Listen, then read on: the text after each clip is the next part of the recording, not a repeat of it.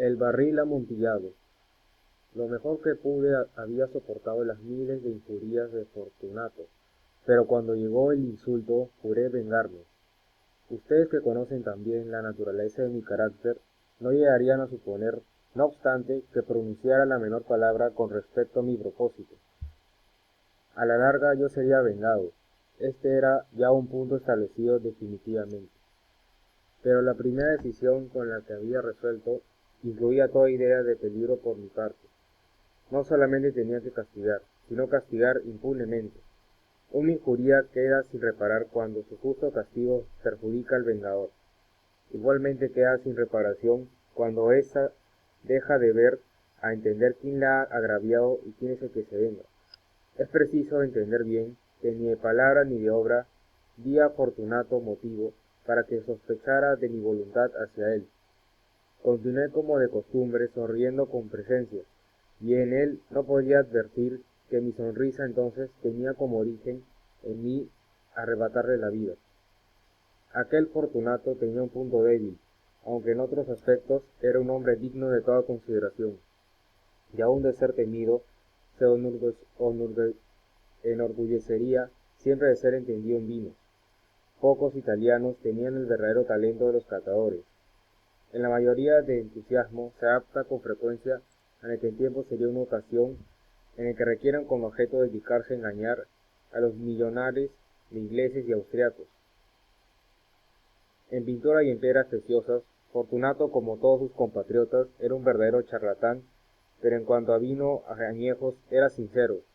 Con respecto a eso, yo no difería extraordinariamente de él. También yo era muy experto en lo que se refiere a vinos italianos, y siempre que se me presentaba ocasión, compraba gran cantidad de estos. Una tarde, casi al anochecer, en plena locura del carnaval, encontré a mi amigo. Me acogió con excesiva cordialidad, porque había bebido mucho. El buen hombre estaba disfrazado de payaso, llevaba un traje muy ceñido, un vestido con listas de colores, y coronaba su cabeza con un sombrerillo cónico, adornado con cascabeles. Me alegré tanto de verle que creí no haber estrechado jamás su mano con aquel momento. Querido Fortunato, le dije en tono jovial, este es un encuentro afortunado, pero qué buen aspecto tiene usted hoy. Es que se ha recibido un barril de algo que me llaman amontillado, y tengo mis dudas. ¿Cómo? Dijo el amontillado. Un barril imposible, y en pleno carnaval. Por eso mismo le digo, que tengo mis dudas, contesté. E iba a cometer la tontería de pagarlo como si se tratara de un exquisito amontillado, sin consultarle. No había modo de encontrarle a usted y temía perder la ocasión. Amontillado, tengo mis dudas, amontillado, y he de pagarlo, amontillado. Pero como supuse que estaba usted bien, muy ocupado, iba a ocupar a buscar a Lucchesi. Él es un buen entendido, él me dirá. Lucchesi es incapaz de distinguir el amontillado del Jerez, y no obstante, hay imbéciles que creen que su paladar puede competir con el de usted. Vamos, vamos allá. ¿A dónde? A sus bodegas. No, mi querido amigo, no quiero abusar de su amabilidad. Preveo que tiene usted algún compromiso. Lucchesi, no tengo ni un compromiso, vamos. No, amigo mío, aunque usted no venga compromiso alguno, veo que tiene usted mucho frío. Las bodegas son terriblemente húmedas, están materialmente cubiertas de salitre. A pesar de todo, no importa. No importa el frío, amontillado. Le han engañado a usted y Lucchesi no sabe distinguir el Jerez del amontillado. Diciendo esto, Fortunato me cogió el brazo. Me puse un antifaz de seda negra y ciñéndome bien al cuerpo mi rocaleire, me dejé conducir por él, hasta que en mi palacio los criados no estaban en la casa. Habían escapado para celebrar la festividad del carnaval, y antes les había oído que ya no volvería hasta la mañana siguiente, dándoles órdenes concretas, pero ya no estorbarán por la casa. Estas órdenes eran suficientes de sobra de la que había dado yo, para asegurarme la inmediata desaparición de ellos en cuanto volviera a las espaldas. Cogí 2 antorchas de sus hacheros, entregué a Fortunato una de ellas, y le guié, haciéndole encorvarse hasta a través de difuntos aposentos. por el hovedado pasaje que conducía a la bodega. Bajé delante de él una larga tortuosa escalera, recomendándole que adoptara precauciones al seguirme. Llegamos por fin a los últimos peldaños y nos encontramos una frente a otra, sobre el suelo húmedo de las catacumbas de los Montresors. El andar de mi amigo era vacilante, y los cascabeles de su gorro crónico resonaban a cada una de las zancadas. ¿Del barril?, preguntó. Está más allá, le contesté, pero observe usted esos blancos festones que brillaban en las paredes de la cueva. Se volvió hacia mí y me miró con sus nubladas pupilas, que destilaban las lágrimas de la embriaguez. ¿Salitre?, preguntó. Por fin, salitre, le contesté. Hace mucho tiempo que tiene usted esa tos. Ejem, ejem, ujú, ujú, ujú, ujú, ujú. A mi pobre amigo le fue imposible contestar hasta pasados unos minutos. No es nada, dijo por último. Venga, le dije enérgicamente. Volvámonos, su salud es preciosa, amigo mío. Es usted rico, respetado, admirado, querido. Es usted feliz como yo le he sido en otro tiempo. No debe usted enfermarse. Y no quiero cargar con esa responsabilidad. Además, cerca de aquí vive Lucchesi. Basta, me dijo. Esa tos carece de importancia. No me matará, no me moriré de tos. Verdad, verdad, le contesté. Realmente no era mi intención alarmarle sin motivo, pero debe tomar precauciones. Un trago de esta noche se la defenderá de la humedad. Y diciendo esto, le rompí el cuello de una botella que se hallaba en una larga fila de otras análogas, tumbadas en el húmedo suelo. Beba, le dije, ofreciéndole el vino. Llevóse la botella a los labios, mirándome de soslayo, hizo una pausa y me saludó con familiaridad. Los cascabeles sonaron. Bebo, dijo, a la salud de los enterrados que descansan en un torno nuestro. Y yo, por larga vida de usted, de nuevo me cogió de mi brazo y continuamos nuestro camino. Esas cuevas, me dijo, son muy vastas. Los Montresors, le contesté, era una grande y numerosa familia. He olvidado cuáles eran sus armas. Un gran pie de oro en campo de azur, el pie aplasta de una serpiente, rampante, cuyos dientes se clavaban en el talón. Muy bien, dijo. Brillaba el vino en sus ojos y retiñían los cascabeles. También se caldeó mi fantasía a causa del Médoc, por entre las murallas formadas por montones de esqueletos, mezclados con barriles y toneles, llegamos a más de los profundos recintos de las catacumbas. Me detuve de nuevo. Esta vez me atreví a recoger aquel Fortunato de un brazo, más arriba del codo.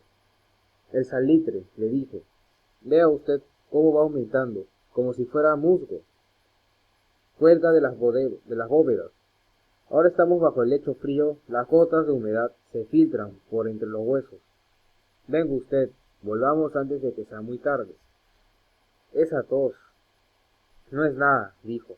Continuemos, pero primero echemos otro traguito de Médoc. Rompió un frasco de vino de grave y se lo ofrecí. Lo vació de un trago. Sus ojos llamearon como ardiente fuego. Se echó a reír y tiró la botella al aire, con un ademán que no pude comprender. Le miré sorprendido.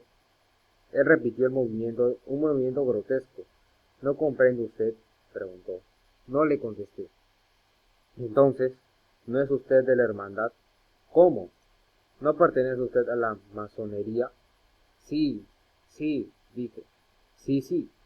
Usted, imposible. ¿Un masón? Un masón, repliqué. A ver, un signo, dijo. Le contesté, sacando debajo de mi roquelaire una paleta de albañil. Usted bromea, dijo, retrocediendo unos pasos. Pero en fin, vamos por el amontillado. Bien, dije, guardando la herramienta bajo la capa y ofreciéndole de nuevo mi brazo. Apoyóse pesadamente en él, y seguimos nuestro camino en busca del amontillado. Pasamos por debajo de una serie de bajísimas bóvedas.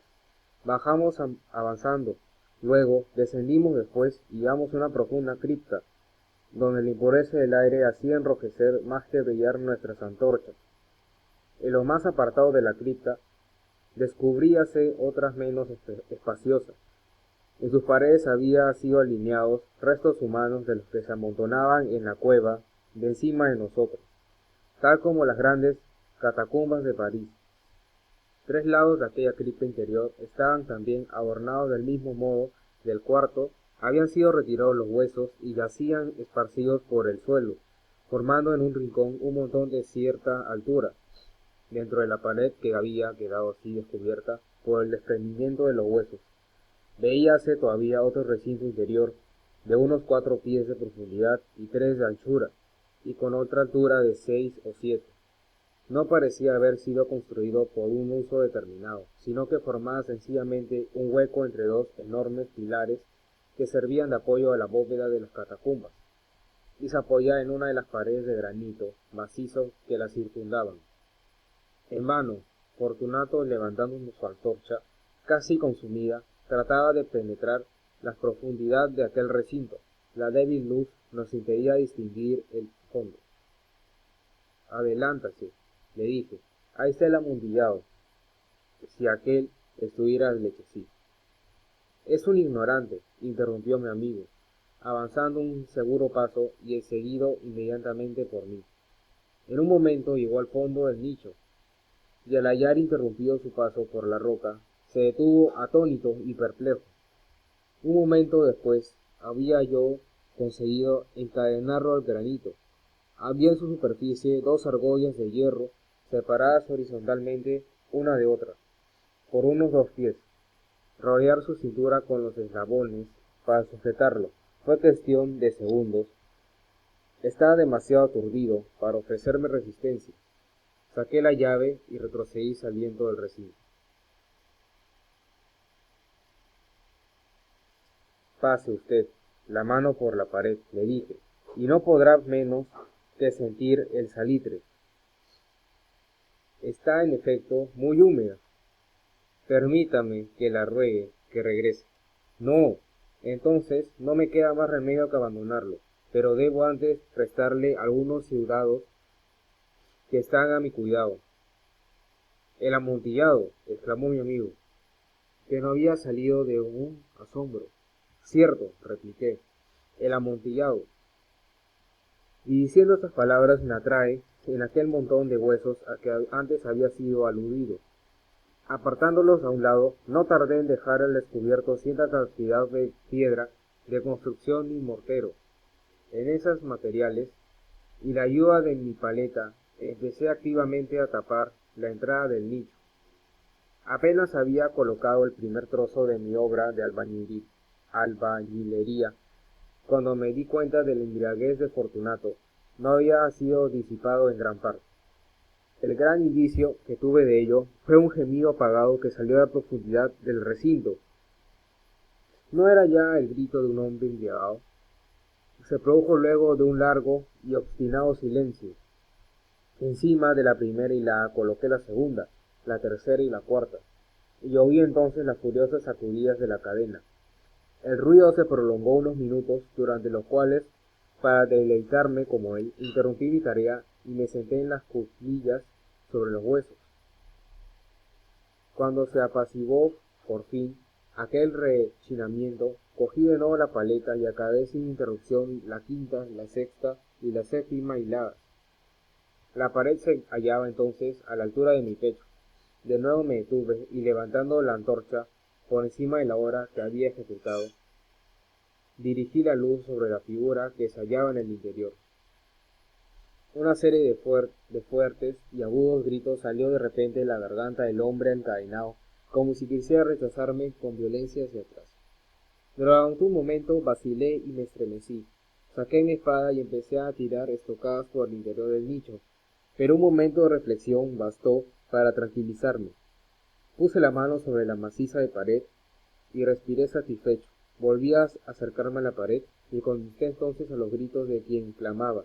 Los repetí, los acompañé y los vencí en extensión y fuerza. Aquí lo quise, y el que gritaba acabó por callarse.